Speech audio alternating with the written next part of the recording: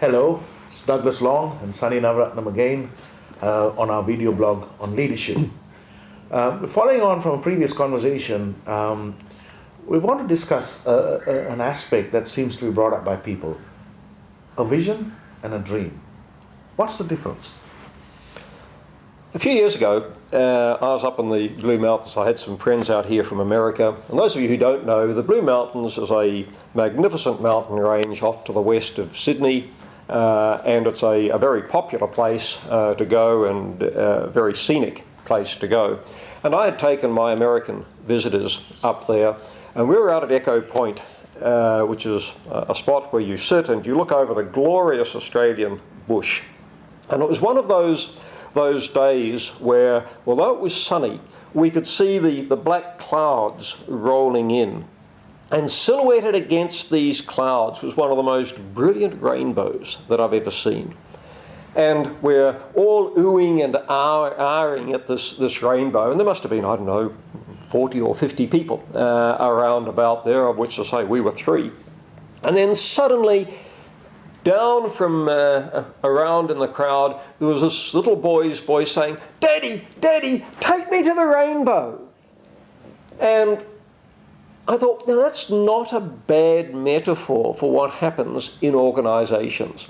And I know that over the last 20 to 30 years, this whole concept of vision in organisations has become very, very common. And in fact, if you go onto the web, you can probably find that there are visions around about that you can pick up for any organisation that's there.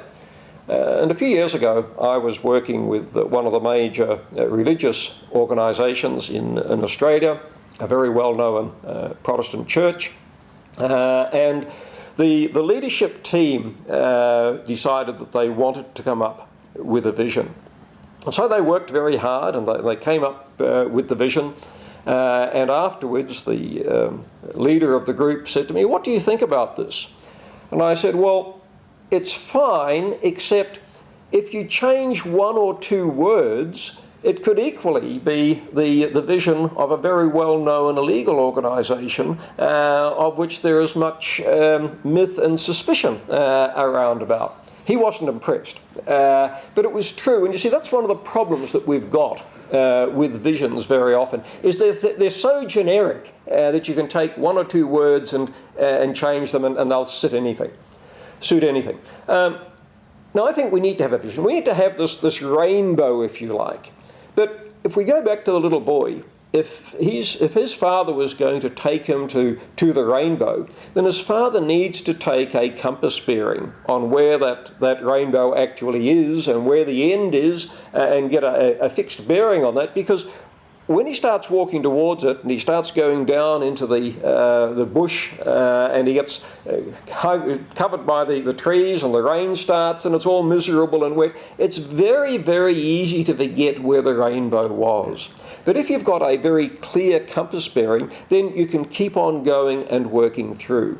And so I think that the rainbow, if you like, is the dream, and most of the visions that come out are really dreams. What we need is a clear compass bearing, something that is very precise, very specific, that says, look, in X number of years, this is what the organisation is going to be like. These are the number of people that we're going to have employed. This is what our turnover is going to be. This is where our markets are going to be.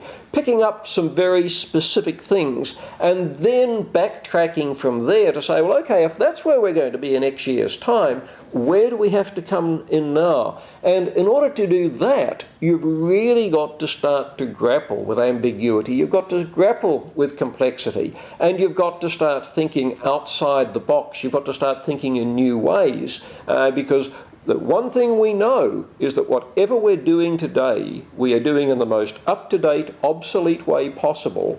And so therefore we've got to find new ways if we're going to move forward. And that's what third generation leadership's all about. I like the way you have put that together. In some of the work we do, we ask people to dream. And then the process is, tell us what your dreams are, and you share that dream.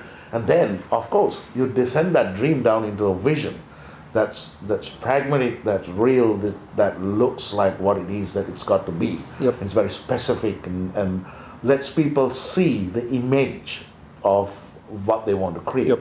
and then that flows back into today. And I think you're right. It's, watching some of the vision statements, it always puzzles me. Look at those mission statements, and like you used to say, we used to have a game when I was doing my master's in business administration at Sydney University. We used to actually have a game of dismantling the missions down and seeing who had the job of taking a mission statement and using how many words we would need to change in order to completely transform that vision Yes. statement. And sometimes it was 3 words or Yes. 2 words, and bang, it looked completely different. Because it was so generic, it was not specific, and there was no vision accomplishing that and Yep. following that.